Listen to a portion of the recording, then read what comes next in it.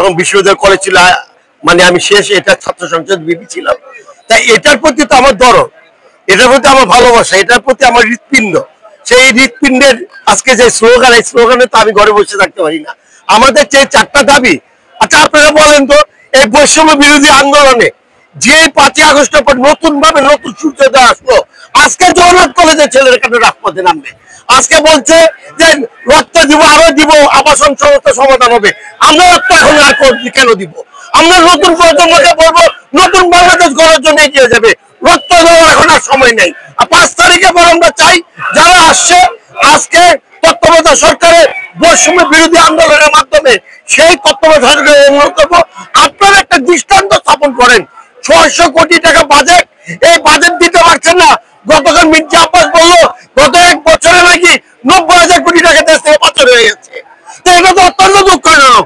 আমরা কেন 600 কোটি টাকা পাবো না?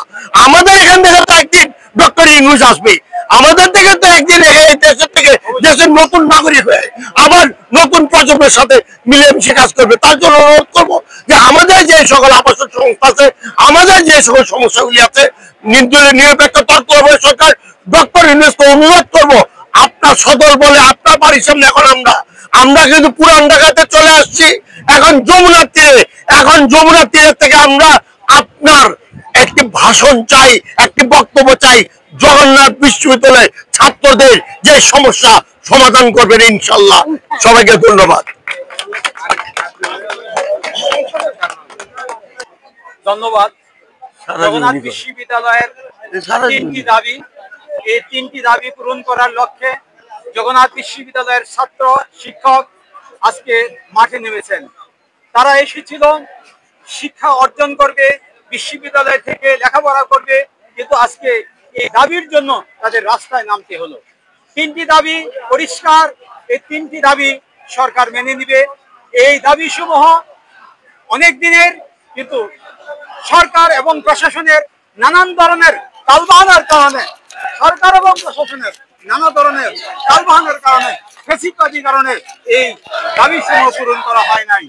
আমরা আজকে জগন্নাথ বিশ্ববিদ্যালয়ের সকল শিক্ষার্থী একত্রে সমবেত হয়েছি।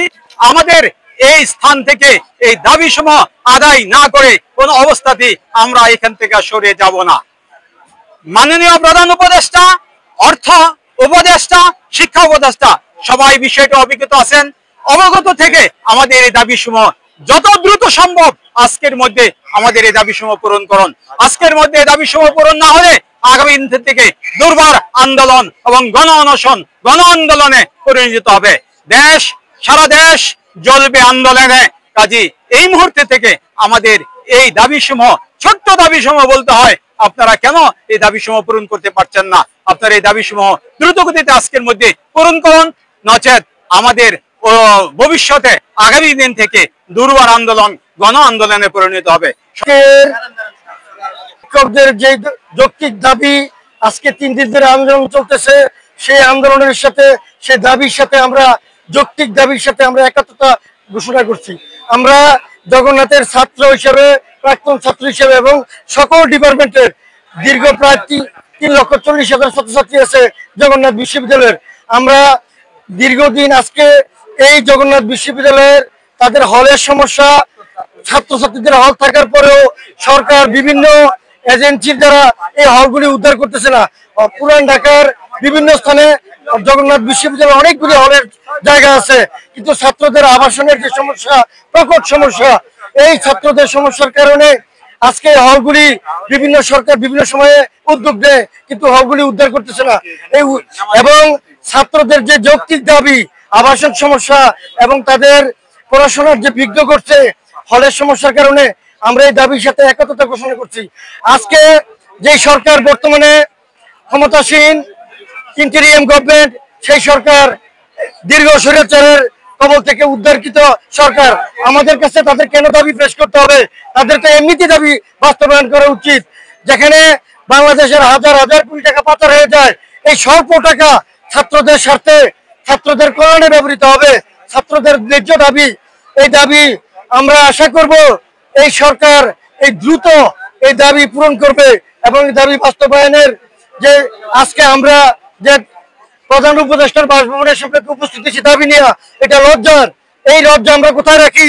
আমাদের প্রাণের দাবি, আমাদের যারা জুনিয়র ছাত্র যারা আছে তাদের এই দাবি দ্রুত বাস্তবায়ন করবে এবং তাদের যে আকাঙ্ক্ষা এবং ছাত্রদের যেই বিভিন্ন গবেষণা এবং কাজে নিয়োজিত থাকবে, তারা কেন আজকে পড়াশোনা বাদ রেখে রাস্তায় নামবে?